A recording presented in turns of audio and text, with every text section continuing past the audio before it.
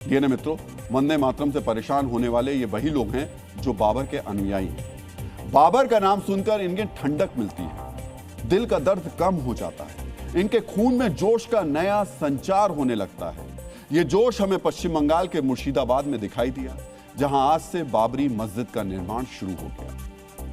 मुर्शिदाबाद के बेलडांगा में जनता उड्डयन पार्टी के नेता हुमायूं कबीर की अगुवाई में बाबरी बननी शुरू हो गई। इसकी नींव 6 दिसंबर 2025 को रखी गई थी, यानी नींव रखने के 66 दिनों के बाद मस्जिद निर्माण आरंभ हुआ।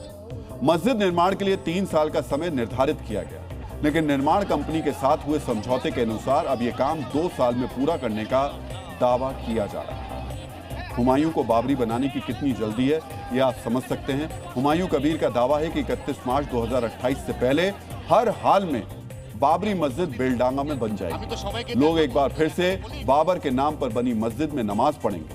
अयोध्या से 868 किलोमीटर दूर बेलडांगा में मस्जिद के निर्माण की शुरुआत का गवाह बनने के लिए हजारों की भीड़ जुटी, लेकिन यह भीड़ पहले की तुलना में कम थी। डीएनए मित्रों, 6 दिसंबर को नींव वाले दिन 40 से 50 हजार लोग बेलडांगा पहुंचे थे। वहीं आज यानी बाबरी निर्माण वाले दिन यह संख्या 25 से 30 हजार के बीच रही।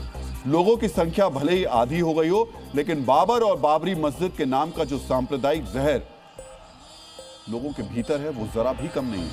आपको आज उन लोगों को सुनना चाहिए जो बाबर के नाम पर मस्जिद बनने से बहुत ही खुश हो रहे हैं।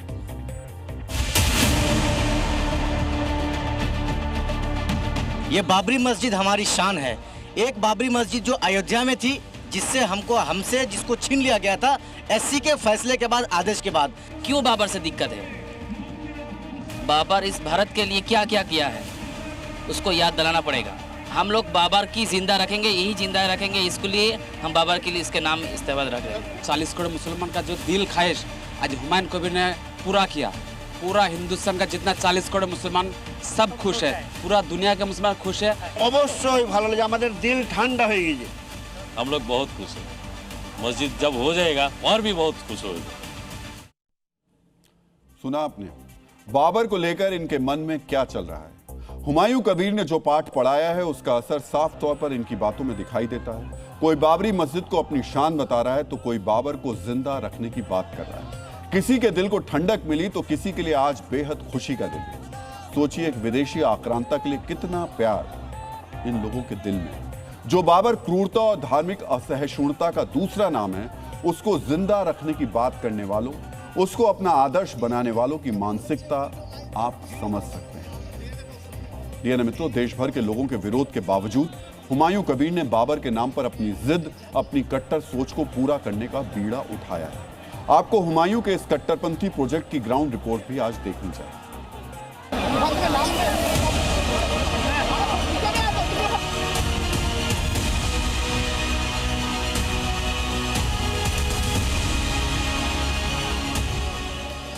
6 दिसंबर की तरह इस बार भी बेलडांगा में एक बड़ा मंच सजाया गया था।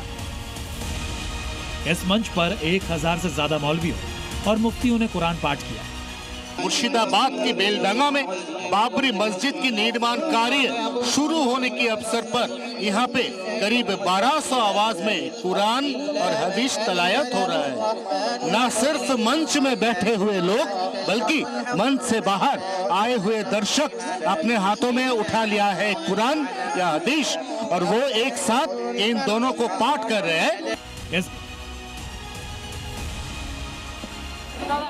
डीएनए मित्रों, बाबरी मस्जिद का निर्माण शुरू करने के बाद हुमायूं कबीर अब कल से बाबरी यात्रा पर भी निकलने वाले हैं। नादिया के पालसी गेट से बेलडांगा तक 22 किलोमीटर की इस यात्रा में 50,000 लोगों के शामिल होने का दावा किया जा रहा है। यानी हुमायूं कबीर नई बाबरी के नाम पर कट्टरपंथियों की भावनाओं को नफरत की आंच पर उबालते रहेंगे। जानते हैं ऐसा क्यों है? ऐसा इसलिए है क्योंकि पश्चिम बंगाल में अप्रैल और मई के महीने में विधानसभा चुनाव होने हैं। हुमायूं कबीर ने अपनी नई पार्टी बनाई है। अपने पॉलिटिकल प्रोजेक्ट को कामयाब बनाने के लिए ही हुमायूं कबीर ने नई बाबरी वाले प्रोजेक्ट को लॉन्च किया। लेकिन इस बीच हुमायूं कबीर के परिवार को लेकर नया विवाद सामने आया है। पश्चिम बंगाल पुलिस ने ड्रग्स केस में हुमायूं के समधी यानी उनकी बेटी के ससुर शरीफुल इस्लाम की करीब 10 करोड़ रुपए की संपत्तियों को जब्त कर लिया है। पुलिस का आरोप है कि शरीफुल इस्लाम ड्रग्स तस्करी के मामले से जुड़े हो सकते हैं। हालांकि हुमायूं कबीर और उनके परिवार ने इन आरोपों को पूरी तरह बेबुनियाद बताया। अब हुमायूं कबीर ने धमकी दी है, वो इस मामले में पुलिस को भी सबक सिखाएंगे। हुमायूं कबीर जो भी सफाई और धमकी दें, लेकिन ड्रग्स केस में उनके रिश्तेदार का फंसना उनके लिए एक बड़ा सवाल है। जो लोग उनकी बातों पर आंख मूंदकर भरोसा करते हैं, उनके लिए ये एक चेतावनी की तरह है।